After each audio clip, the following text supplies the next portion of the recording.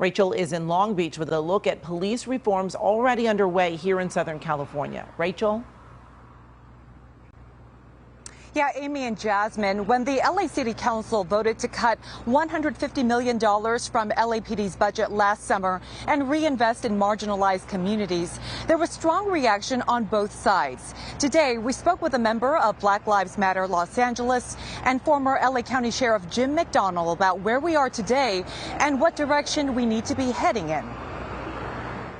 David Turner III is a member of Black Lives Matter LA and is part of the Brothers Sons Selves Coalition, which works to decriminalize communities of color. Turner says since the mass protests sparked by George Floyd's murder last year, the narrative around public safety and defunding police have become a part of public discourse. He says some of that has turned into material change. Where we're talking about initiatives like Youth Justice Reimagined, where we're talking about what happened at LAUSD, where we defunded school police by 35% and invested that money in a Black student achievement. Turner says activists have also been working to cut the LAPD budget. They believe the best way to prevent police violence is to reduce contact between officers with the community and reinvest that money into community programs and services. Turner works with the People's Budget LA Coalition, which is denouncing the LA City Council's vote to give the LAPD a 3% increase in funding in the city's budget for next year.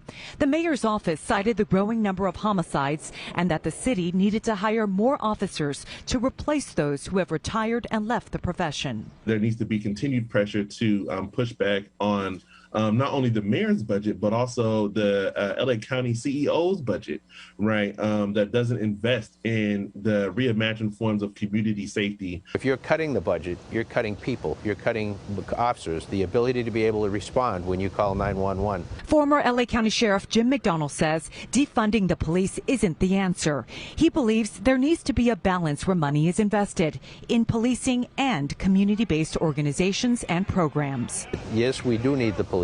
Yes, we do need social programs. We do need youth programs and sports programs, and education is so critical. All of these have to work in unison. McDonnell, who has 40 years in law enforcement, says public perception of police has gotten worse. He believes that hurts communities now and in the future. The demonization, I would call it, of police in the last year or so has created a situation where those that can leave the profession often have, but it also has an impact on those, the best and the brightest, that we could try and recruit to become new officers. They're not coming the way they used to. McDonnell also believes both sides need to come together and meet in the middle for real progress to be made.